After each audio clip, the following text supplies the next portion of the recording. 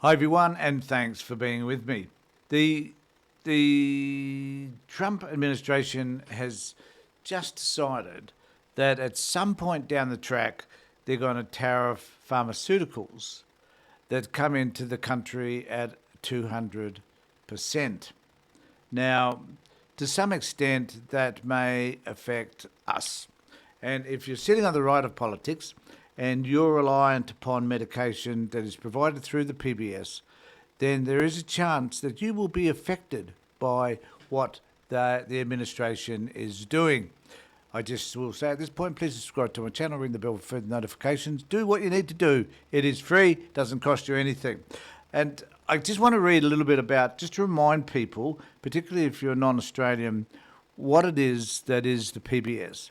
Now, the Pharmaceutical Benefits Scheme is a program of the Australian government that subsidises the cost of a wide range of prescription medicines, making more than affordable for Australians. Essentially, the government pays a portion of the medicine's cost and patients pay a co-payment for their prescriptions.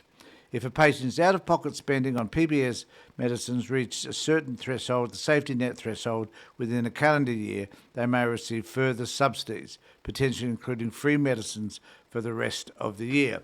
That's basically what the PBS is in Australia. So for those people on low incomes in particular, the PBS saves tens of thousands of dollars.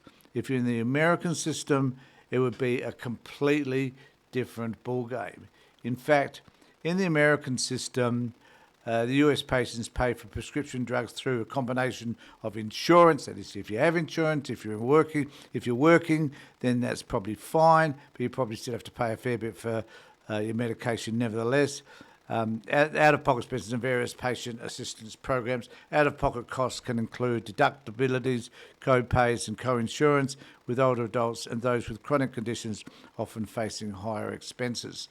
So that's the United States. It's stuck. It's in terms of the health system, it's terrible. It's terrible.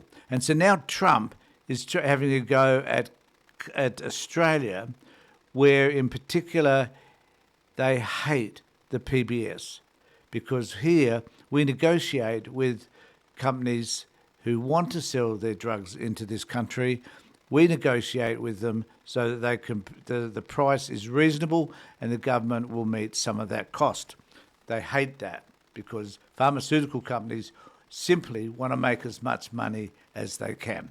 And Trump, to some extent, is on board with that because the man is simply a moron. So I'm just going to read you a little bit of this article from the ABC in relation to this, which will probably help us to understand a little bit more about what's happening.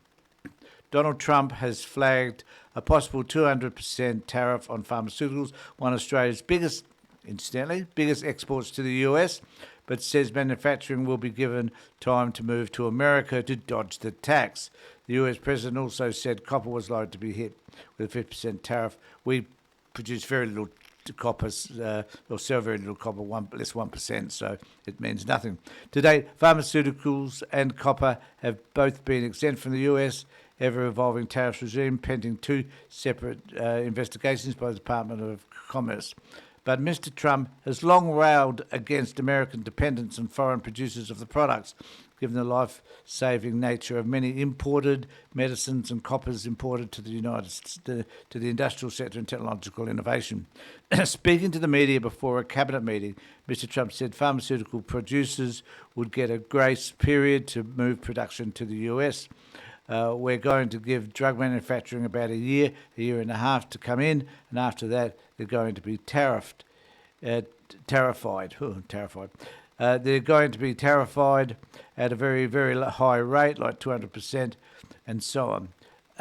Pharmaceutical tariffs could be particularly punishing for Australia. Last year, Australia exported $1.4 billion in pharmaceutical products to the US, according to the US Comrade database. That was more than 40% of the total pharmaceutical exports, valued of $3.2 billion. Commerce Secretary Howard Lutnick later suggested a final decision on pharmaceutical tariffs had not been made. His department investigation into pharmaceutical imports will be completely at the end of the month. And so the president will then set his policies, Lutnick said, and I'm going to let him wait to decide how he's going to do it. He said if you don't build in America, there's going to be a high rate, but he may consider that if you're building in America to give you the time to build, and then the tariff will be much higher. American pharmaceutical industry has long been frustrated with Australia's pharmaceutical benefits scheme, which forces drug companies to negotiate prices with the Australian government rather than individual buyers. So this is becoming now, this tariff thing, which hasn't affected us all that much really, is now going to become a major issue, particularly if pharmaceutical drugs, the prices of pharmaceutical drugs increase, and that the PBS is weakened as a result of all of that. So I'd be interested to know how many of you would react if the Americans, Donald Trump in particular, was influencing what we had to pay for the drugs that we need at the moment just to keep alive for many people. And how would we respond if those drugs became out of reach for the average person? How would you feel about Donald Trump if those types of tariffs that he imposes on us when we export so much to the US and forces those companies that are already in Australia to start manufacturing them in the US? How would you feel about that? And is this an argument to consider buying generic pharmaceuticals or more generic pharmaceuticals from China? Is this an argument for us to look elsewhere if we're going to import pharmaceuticals at all? And do we need to find other markets in which to export? So let me know what you think in the comment section below. Also, remember to subscribe to my channel, ring the bell for further notifications. I think that Trump is just going to make things far worse for all of us. And this is just after 6 months. This is just the beginning. Let me know what you think in the comment section below. In the meantime, take care, look after yourselves, and more importantly, be safe.